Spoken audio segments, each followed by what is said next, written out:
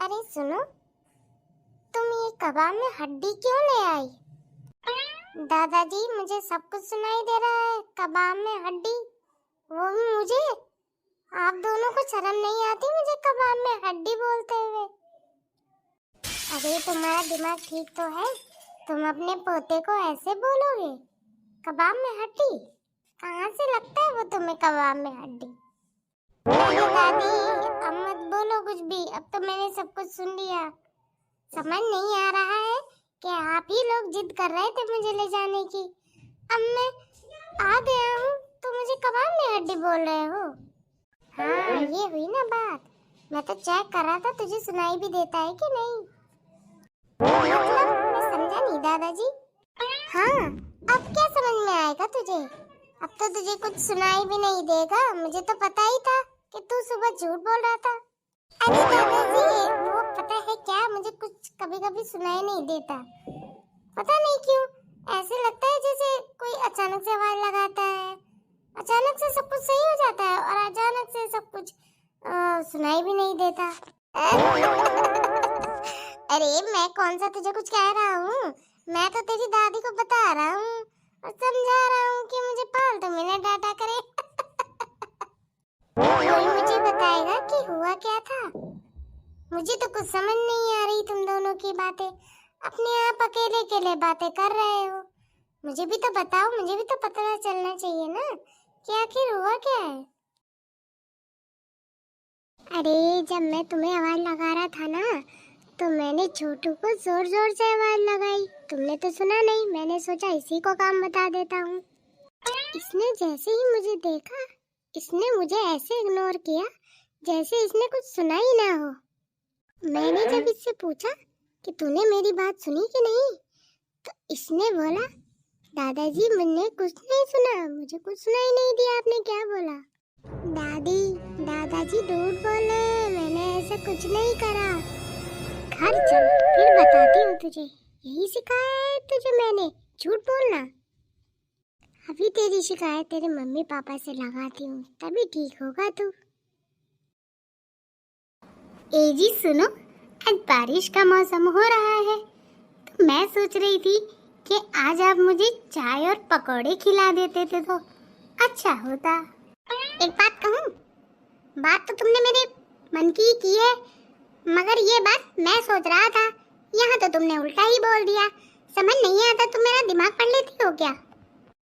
अरे दिमाग नहीं, मैं तो तुम्हारी जन्म कुंडली पढ़ चुकी हूँ, समझे?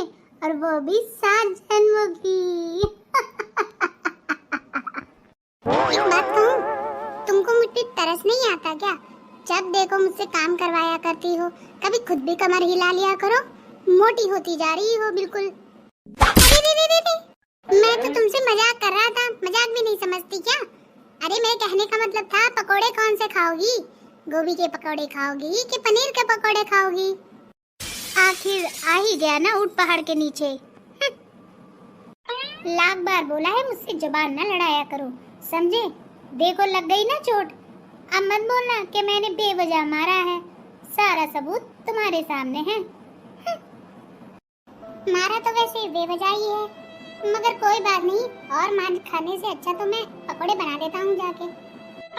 ये क्या बड़बड़ कर रहे थे मुंह के अंदर? सब सुनाई दे रहा है। ऐसा है ना, चुपचाप जाकर पकोड़े बना लो, वरना खुजली तो मेरे और भी आ रही है हाथों में। अरे नहीं, अरे लगता है बहू सो रही है। कोई बात नहीं, मैं अपनी बहू के लिए चाय बना कर लाती हूँ। ए बुढ़िया, कान खोल के सुन। अगर तूने मेरे बालों को दोबारा हाथ लगाया ना, तो तेरे हाथ तोड़ दूंगी, तोड़, समझी? अच्छा, मुझसे जुबान लड़ाएगी? अभी बताती हूँ तुझे। अगर तूने मेरी माँ जी को कुछ भी कहा ना, तो तेरी चुटिया पकड़ के घुमा दूंगी, घुमा, समझी? हे भगवान, ये फिर से नींद में सपने देखने लग गई। समझ नहीं आता इस लड़की का करूँ क्या। जब देखो उल्टा सीधा बोलती रहती है सपने में। पता नहीं कौन आ जाता है इसके सपने में। हाँ? उठ, उठना, उठ जा।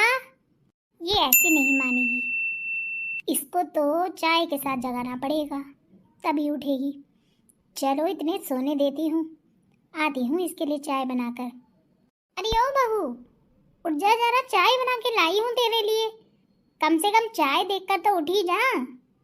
अरे वाह, क्या सपना देखा था मैंने। मजा आ गया, मजा। हाँ, मजा तो मुझे भी आ गया। अब उठ जा, चाय पी ले। अरे माँ जी, आप यहाँ क्या कर रही हैं? बहू, एक बात पूछूं? हाँ माँ जी, पूछिए ना।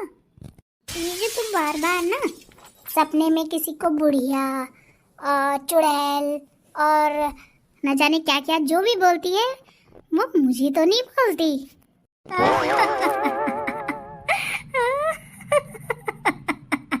अरे माँ जी, मैं इतनी बुरी नहीं हूँ कि मैं आपको कुछ उल्टा सीधा बोलूँगी। आप तो मेरी मम्मी जैसी है, आपको थोड़ी कुछ बोलूँगी मैं।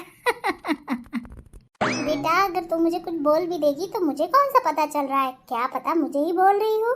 नहीं नहीं माँ जी, मैं आपको नहीं बोल रही थी। आपको याद है ना, मुझे सपने में चिल्लाने और बोलने की कितनी आदत है।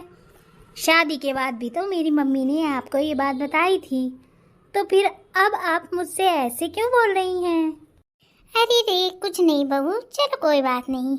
आइंदा ध्यान रखना, कोशिश करो कि तुम सपने में बड़बड़ाओ नहीं, क्योंकि क्या होता है ना, हमें तो पता नहीं चलता कि हम क्या बोल रहे हैं, मगर अगर कोई सुन ले तो उसको तो यही लगेगा ना कि तू मेरे ही बारे में बोल रही है। अजी सुनते हो, किचन का सारा काम खत्म हुआ कि नहीं?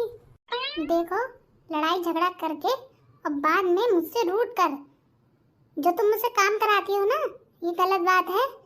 देखो मेरा मुंह कितना सूजा हुआ है, तुम्हारी मार से मेरे गाल पर इतनी जोर से चोट आई है। पहले तो मुझे ये बताओ कि तुम्हारे पास कोई सबूत है कि मैंने तुम्हें मारा है? बोलो। अच्छा, तो अब मैं सबूत इकट्ठा करूं तुम्हारे खिलाफ? मेरे इतने बुरे दिन नहीं आए कि सारा काम धंधा छोड़कर तेरे पीछे लग जाऊं, समझी? कर दिया मैंने सारा किचन का काम। ये बर्तन पड़े हैं, ये धो लेना, ठीक है? और मुझसे तो उम्मीद करना मत कि मैं धोऊंगा। अरे अब इतना मुंह लटका के क्यों खड़ी है? मैंने खाली बर्तन मांजने के लिए ही तो कहा है। तुम वही आदमी हो ना जिससे मैंने शादी की थी? मैं कुछ समझा नहीं। मैंने जिस आदमी से शादी की थी ना, वो मुझसे कभी काम नहीं कराता था। अच्छा, तो क्या करवाया करता था? वो मुझे फूल की तरह रखता था, फूल की तरह, समझे? तुम तो मुझसे बर्तन बनवाते हो, खाना बनवाते हो, ये नहीं कि एक नौकरानी ला कर रख दो। मार खाने के बाद भी तुझे नौकरानी की जरूरत है? मतलब मार खाने के बाद तू सारा काम तो मुझसे करवा लेती है और फिर भी नौकरानी की जरूरत है? नौकरानी के अंडे देखी यहाँ आकर? जितना कहा है उतना करो। मेरे लिए एक नौकरानी ढूंढ के ले आओ, ताकि मुझे बार बार ये सब नौटंकी ना करनी पड़े। अरे इतना करके तो भगवान को भी पता चल जाता कि मैं क्यों कर रही हूँ। तुम तो इंसान होके भी नहीं समझ पाए। मुझे समझ नहीं आ रहा कि तुम मेरी बेइज्जती कर रही है कि तारीफ कर रही है। जो जो बोलना है खुल के बोलना।